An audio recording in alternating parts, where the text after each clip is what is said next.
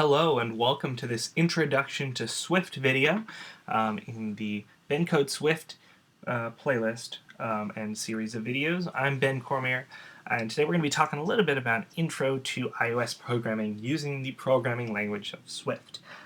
This series is going to rely on a pre-existing knowledge of the programming language Java, and the reason for that is we want to be able to have a foundation of object-oriented programming and basic modern syntax that Java offers in order to be able to learn Swift.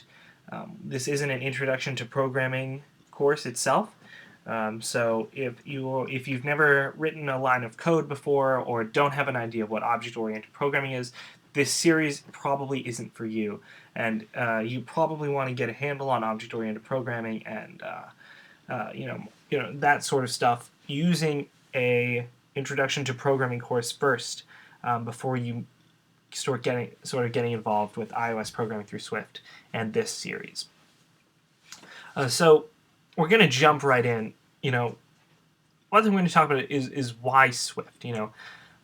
Why did Apple choose Swift? And where did it come from? One thing to know is that Swift itself is brand new, or at least at the time of making this video in 2014, it's brand new. Apple just announced it. Here, let me drag in my keynote here. Obviously, Swift was designed to replace Objective-C, which was Apple's primary programming language here. One of the newest programming languages available. It's designed to be completely readable, and yes, wonderfully, it's semicolon optional. What I mean by completely readable is that the syntax is designed to use language in which you can basically read a line of code and know immediately what it means because the syntax says it. And we'll just jump right in to talk about sort of what that means in a second. Another thing to know is Swift is an object-oriented programming language, which involves obviously using objects that model real-world objects. For instance, you could create a clock object, which would represent a real-world clock and would give you the time, and then you could perhaps set your object of clock to a different time and so on.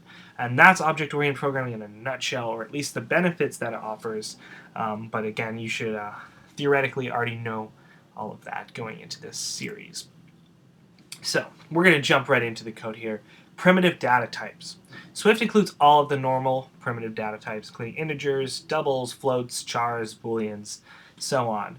And they're declared with uint, udouble, etc. And that's how you declare that stuff in Swift.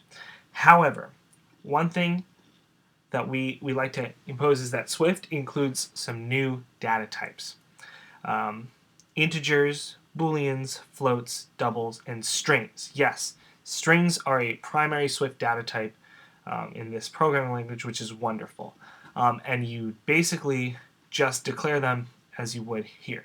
Int, bool, float, double, string. Capital letters are very important, although in Java, you probably know that you declare primitive data types using lowercase. You use uppercase for the primitive data types in Swift. So let's take a look at how that's done in Swift. We'll come back to that later. Let me click through here real quick. All right, we'll go right into the code. For instance, one thing you're going to want to know is to be able to code in Swift, you're going to need to download Xcode. And you can download Xcode from developer.apple.com, free to download. All you have to do is sign up for a free developer account. You won't be able to test on devices unless you pay the $100 a year developer fee, which will then allow you to publish to the App Store as well. But you do get an iOS simulator, which runs on your computer for testing that way. Right now, I am in what's called an Xcode playground. Playgrounds are exclusively Swift, and they're designed to allow you to be a playground with which you can test Swift code and view things live. It's really great, and for the sake of this beginning of this series, until we jump in with all of the iOS-specific libraries and components, we're going to be using playgrounds so you can get a handle of the syntax and the code. So if you open up a normal playground, you're really not going to see much. You're going to see a sample line here, which I replaced with mine. And then here, I'll show you what a new one looks like. You can click File, New Playground, platform. You can choose either iOS. I just choose iOS for the most part and create a new playground, and you'll see that it gives you some stuff. For now, you don't need to worry about the import statement of UIKit. Basically, it's just the user interface kit, and includes a lot of the basics that you need to be able to code in Swift. So just ignore that for now. Put that at the beginning of your playground if it's not there already. So, data types. In Swift, you declare instance variables with the word var. Simple enough, makes sense. So I can do var, let's call it sample variable, and we can set it to, let's set it to 5. One thing you'll notice is that I don't need to explicitly declare what simple variable is. It's automatically inferred from the fact that I put just a 5. A 5 being an integer literal, which means anytime there's just a number on its own, it's automatically assumed to be an integer. However, that being said, if I wanted to, I can specify the type using a colon and then calling the type there. You'll want to specify for things such as floats versus doubles, because as you know, double is a different memory size than floats. So you definitely want to be careful about that. So I can do sample double, and I can do double and declare that to 5.5. That way I know that this sample double is a double and not a float.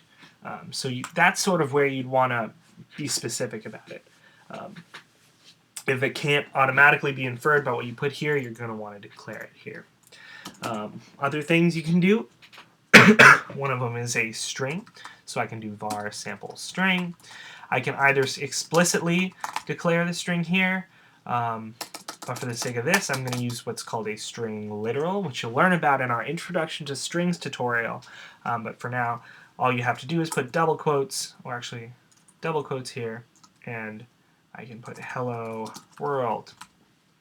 And as you can see, the playground automatically outputs the values of every variable I declare. That's a feature of the playground. It allows you to live test things. You'll notice that I am using semicolons. That's only a force of habit for me from coding in Objective-C for so long. You'll notice that I can take off all of the semicolons and it still functions perfectly. Swift is semicolon optional, so you don't need to use these. Same with booleans. If you've coded in Objective-C before, you can declare them as bool. If you've coded in Objective-C before, you'll know that you used to be able to use yes and no for boolean values. They completely remove that in Swift. And so now you can only use true and false. And that's how you declare a boolean. And that's basically it for the new data types. There's a brand new data type in Swift, actually, and they call it the tuple type. And that sort of ends the basic data types for Swift. And we're going to be talking about tuple types along with some various other awesome syntax things that are available in Swift in the next tutorial. We'll talk about tuple types, we'll talk about arrays, dictionaries, declaring functions, we'll talk about type aliases and methods, and start creating our first example class of student. So thank you for watching this Introduction to Swift tutorial. Check out the next one. We're going to be talking about more advanced data types and continuing our work in Swift. So we'll see you next time.